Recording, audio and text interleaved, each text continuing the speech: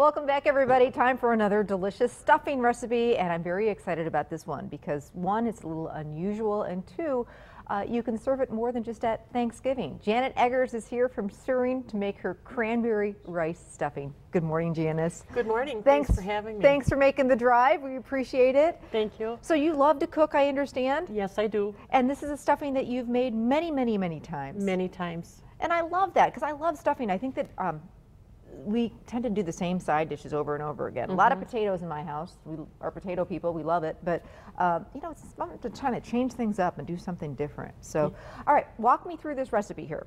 Okay, we take 1 1/4 cup of rice. Okay. And mix that with 2 1/2 cups of chicken broth. Okay.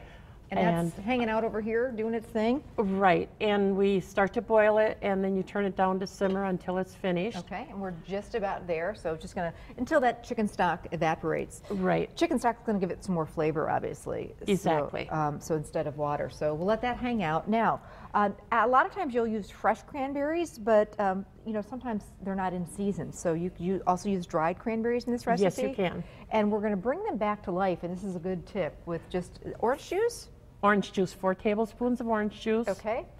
And then your cranberries, and then cook them until they're soft. And that's a great tip if you want more of the, you know, real cranberry texture. You just basically can use a little bit of juice or water, and they'll just plump right back up, and they'll be very, very similar to fresh cranberries. And if needed, you can always add more orange juice. Sure, exactly. So we'll just keep an eye on that. Now, some butter and some onion. So I'm going to go ahead, and we've got, this is 1 small onion. Right. And we cut and dice that. Okay. And we mix that with 4 tablespoons of butter. Okay. Until it's just before tender. Okay. Is this one of those stuffings that you can kind of get ahead of time and then reheat? Yes. Okay. And it's good if you make it the day before, and then the flavor has a chance to go through it more. Oh, okay, good. So it is a make ahead. And yeah. I was talking earlier in the show, boy, I kind of put a to-do list together and kind of put my menu. I start doing that now. This weekend for sure, I'll be putting it together and, you know, figuring out what I need to get to the grocery store and what I can get done ahead of time. So anything that you can make ahead, you know, why not? Right, and it helps. Yeah, it really does, because there's so much going on Thanksgiving, and I hate to be like, you know, just stressed out in the kitchen the whole time. I like to get it done and enjoy the family. So right. Melting some butter. All of this goes in here? Yes. Okay. That's 4 tablespoons. Okay. And then we're going to get our onion in here. So you normally cook Thanksgiving, but this year you're going to take a little break, huh? Right.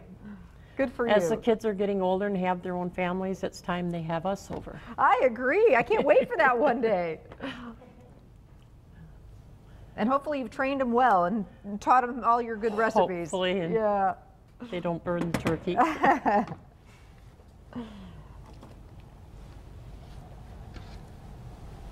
think my first turkey I cooked upside down. It still tasted great, but you live and learn. Right.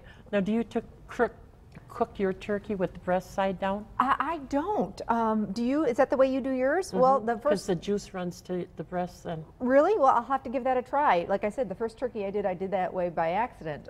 But no, I normally do it, you know, breast side up, and I tent it. What I do is I put a lot of chicken stock in the bottom of the pan to keep it moist, and then I started off uncovered, and then toward the end tent it with some foil to keep that breast nice and moist, so you can get lots of drippings from the chicken stock. Everybody has their own way of doing it, though, and you do it the way it works for you, but I'll have to give that a try.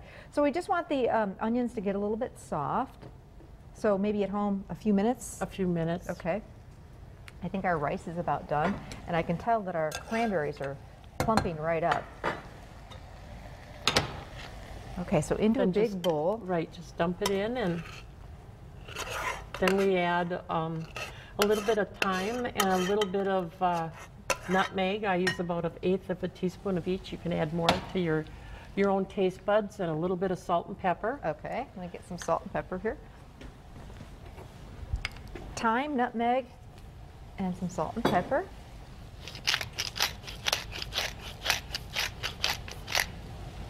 In go our cranberries. You could certainly use fresh, and wow, they smell delicious. Yeah, they do. It's amazing, that little step makes a big difference. And then at home, you'll let the onion cook a little bit longer to get a little bit softer. And then I have 2 tablespoons of fresh chopped parsley. Get it all in there. And then just mix it up. And with, if you use the fresh cranberries, as they cook, they pop so the juice comes out, so it gets more colorful. Oh, it smells delicious.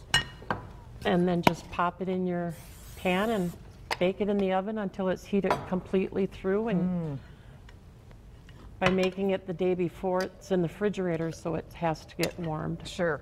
So a little bit longer. Right. All right, so that looks fantastic. We've got some in the oven. Chef Ben, we're going to bring you out again. All right, excuse me. Okie dokie. Oh, it is beautiful. It's kind of got those great holiday colors. This is another fun one, don't you think, Yes, this Ben? is definitely an interesting recipe. I Both of think them have so, been too. very interesting today. Different, very Yes, different. very different. I love using some fruit and nuts and you know, cranberries, supporting those local cranberry growers. I think a lot of people don't know this, that Wisconsin is the #1 cranberry grower in the nation. We've really stepped right up there. We do a lot more than just cheese and beer. So this is going to be a little warm. Okay. It smells. Nice. You can really smell the buttery and the cranberry. And And you could add nuts, but we don't because we have family members allergic to nuts. But pecans would be great. This would even be wonderful with wild rice instead of the white Right. rice. So another alternative. What do you think? It's very good. You know, it's very, you get the sweetness and you get a little of the tartness. It's really nice. It's I wasn't expecting to try rice today as a stuffing, but it's very, very nice. And you know, Thank you. I always like to serve my traditional stuffing, but do some other fun, different side dishes as well. So, you know, if I didn't make my regular stuffing, people would be upset. But to add a couple different dishes to your, you know, buffet, I think is always a great idea. So, And you can always put it in the turkey also. very true. Good point. Well, thank you so much. Well, thank you for Really having me. appreciate it.